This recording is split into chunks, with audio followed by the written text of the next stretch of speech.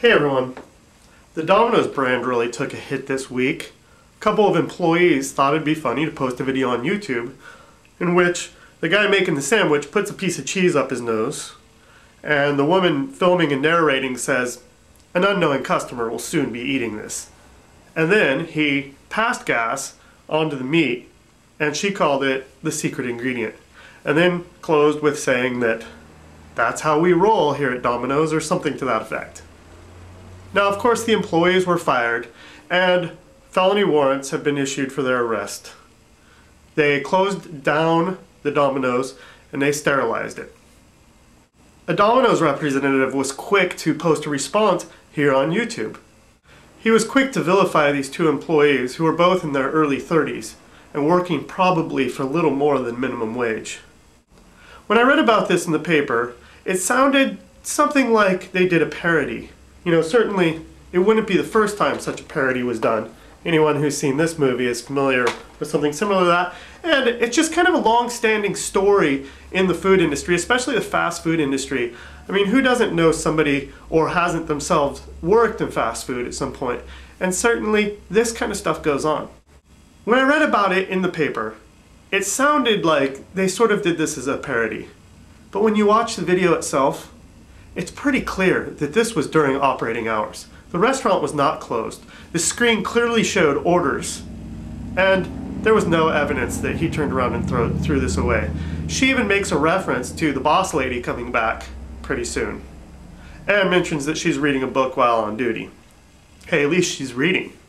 Did these employees do something so awful? Well, certainly it was in very poor taste, and it was rather disgusting, and a threat to public health. Okay, of course. I really think, you post this on YouTube, you're kind of forcing your hand. My guess is that these are two people who are now in their early 30s trying to live on a horrible, horrible wage. Now, granted, maybe they could have done things to help improve their lives or get further in the world, but should anyone really be expected to work what is probably nearly full-time to barely get by? Is that really fair? And so is Domino's to blame? Well, in some ways yes, and in some ways no. The American consumer demands cheap. And that's what Domino's is. When you demand cheap, you get cheap. In order to keep the price down, they're not going to be able to take good care of their employees. They're not going to be able to attract quality workers. They're certainly not going to be able to provide quality ingredients. So you get for what you pay for. Cheap. You don't think this stuff doesn't go on all the time throughout the entire fast food industry? Certainly it does. And these are two people who clearly, to me, forced their hand. They couldn't escape. They didn't see any other, they were stuck. And the hand was now forced. Should a Domino's executive or franchisee happen to be watching this video, so here's a bit of advice. Yes, these two employees did tremendous damage to the Domino's name. And what they did was disgusting. And it's not something I think that we should forgive them for. But as to the damage to the brand name, all they did was bring into the light something that's going on in a wide scale across the country. Shocking and disgusting, but true. Now, on the other hand, when Domino's posted their response on YouTube, there are hundreds of comments on there of people bad-mouthing these two employees, saying how terrible they are. These are clearly loyal Domino's customers. And this has reinforced their loyalty to the brand even more. So in effect, there's a balancing factor here.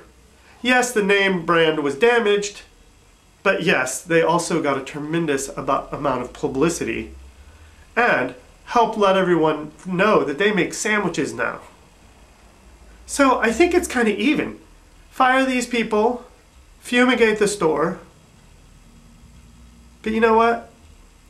Other than that, call it even. Just go your separate ways and call it even. Now, for you Domino's execs who happen upon this video, here's your solution. I'm going to hook you up even though I don't like your business. I think it's unhealthy for America, and I think it's unhealthy for the people. Internet cameras in the kitchen. I mean, you could do a setup like Subway, for example, where the customer can see the person preparing their food in front of them.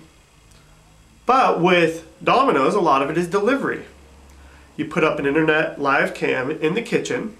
The customer, if they wish, can watch the preparation of their order and anybody else's. And certainly the cooks, knowing that potentially they're going to get caught and lose their job, even if no one's watching, they'll believe at all times that somebody is watching. It'll give a transparency and help solve this problem. Because I guarantee Domino's is only the first. Now that the media has caught sight of this, we'll see it again and again in the coming months. Watch. So nip it in the bud, Domino's. Put internet cameras on your cooks.